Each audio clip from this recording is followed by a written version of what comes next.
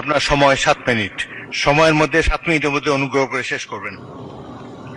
মাননীয় স্পিকার, আপনাকে ধন্যবাদ। একটা গল্প দিয়ে একটু শুরু করতে চাই মাননীয় স্পিকার। ছোট্ট গল্পটি হচ্ছে, রাজা তার উজিরকে বলে দিয়েছিল সকাল থেকে এটা কাজ করবা, এই কাজগুলো করবা।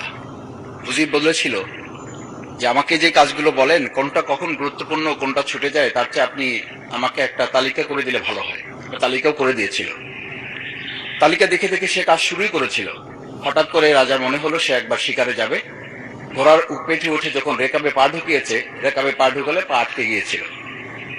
পাটা যখন ছুটাতে পারছিল না তখন সে উজিরকে বারবার ডাকছিল, আমার পাটা এখান থেকে বের করে দাও।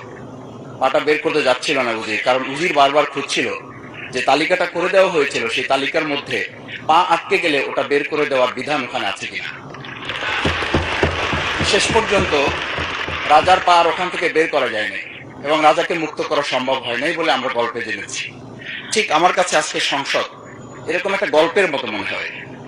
আমরা জুলাই সনদে যখন আমাদের 4 বছরের সন্তানরা জীবন দিয়েছে, আমরা যখন দেখেছি বিগত 17 বছর উন্নয়নের কথা বলে আমাদের নির্বাচনকেই ভুলে দেওয়া হয়েছিল, আবার বিগত 1.5 বছর আমরা লক্ষ্য করলাম যে সে সময় আমরা কেউ কেউ নির্বাচন এবং নির্বাচন বলে বলে আমরা আমাদের মাথা থেকে বিচার এবং সংস্কারটাই ভুলে দিয়েছিলাম।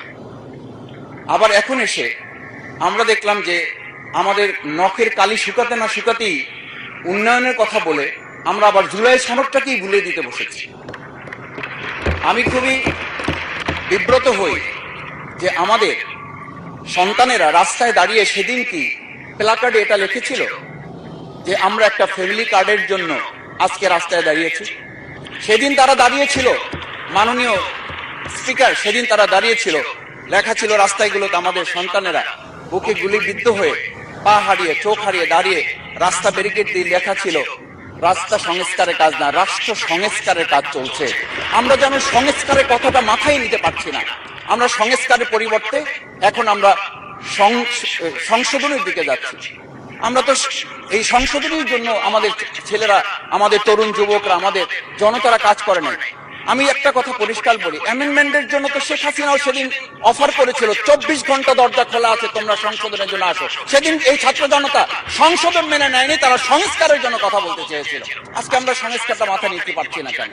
মাননীয় স্পিকার, আমি আর একটা কথা আপনাকে একটু স্মরণ করানোর জন্য বলছি।